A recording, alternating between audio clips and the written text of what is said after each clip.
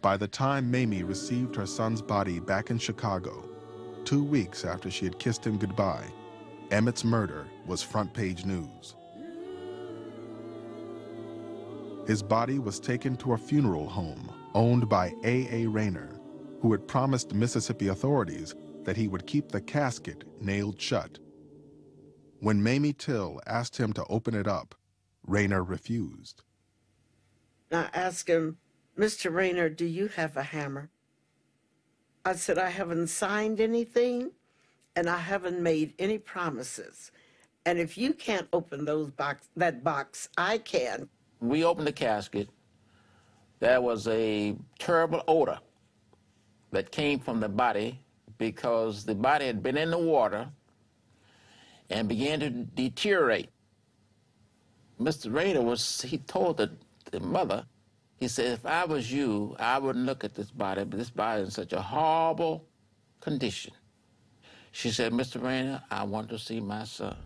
And I decided then that I would start at his feet and work my way up, maybe gathering strength as I went. I paused at his midsection because I knew he would not want me looking at him. But I saw enough that I knew he was intact. I kept on up until I got to his chin, and then I was forced to deal with his face. I saw that his tongue was choked out.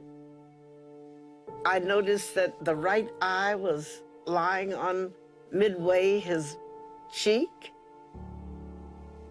I noticed that his nose had been broken, like somebody took a meat chopper and chopped his nose in several places. As I kept looking, I saw a hole, which I presumed was a bullet hole. And I could look through that hole and see daylight on the other side.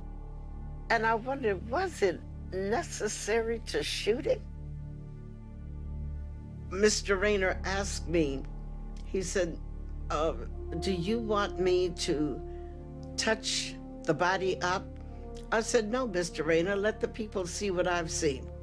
I was just willing to bear it all. I think everybody needed to know what had happened to Emmett Till.